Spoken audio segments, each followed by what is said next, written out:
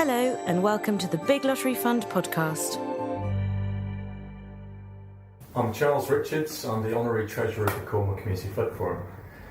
I'm actually a volunteer. My day job is actually running a garage in St Blasey, and I've been putting my time in on a voluntary basis over the last 3.5 years and helped to build up the Cornwall Community Flood Forum. The Cornwall Community Flood Forum really came about following extensive flooding in mid-Cornwall in November 2010. We had over 300 properties flooded in 15 communities, and widespread impact on business communities in Cornwall, a lot of houses affected, and communications up and down the county. What we've really done is, the purpose of the Cornwall Community Flood Forum is to get everybody working together. So it really brings together the communities, it brings together the local authorities. We have regular meetings so we can actually get face-to-face engagement and actually try to rebuild some of those communities that were affected in 2010. We actually got in touch with Cornwall Council and the Environment Agency and suggested that what we need to do following extensive flooding in mid-Cornwall in 2010 was to get everybody working together, actually sat around the table, bring the communities into the process and actually talk about what we can actually do moving forwards.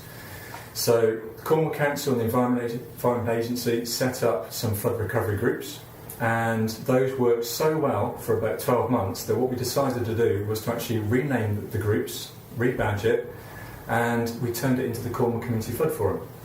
And one of the first things we did was we then bid for some lottery funding, and we put together an awards for all bid, which was very, very successful, and that really acted as the seed to sow all the progress that we've achieved over the last 3.5 years.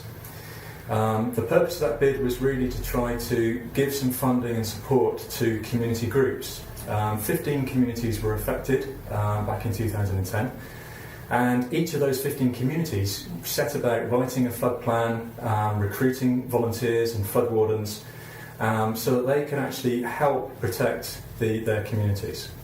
And one of the roles of those flood groups is really to focus on the vulnerable individuals, so those people who might be a little bit more elderly, people who are a little bit more less able to move around and need just that little bit extra support.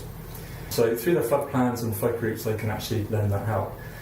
The lottery bid that we put together for Awards for All really focused on a number of areas. One of the things we did was to set up 2 websites, and those are hosted by Cornwall Council, which is absolutely fantastic because Cornwall Council is the lead local flood authority.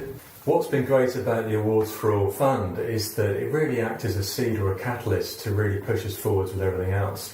Having that initial funding allowed us then to attract some further funding from South West Water and Cornwall Council. We then also put in a bid to DEFRA as part of their Flood Resilience Community Pathfinder Fund, and we got nearly £250,000 worth of funding.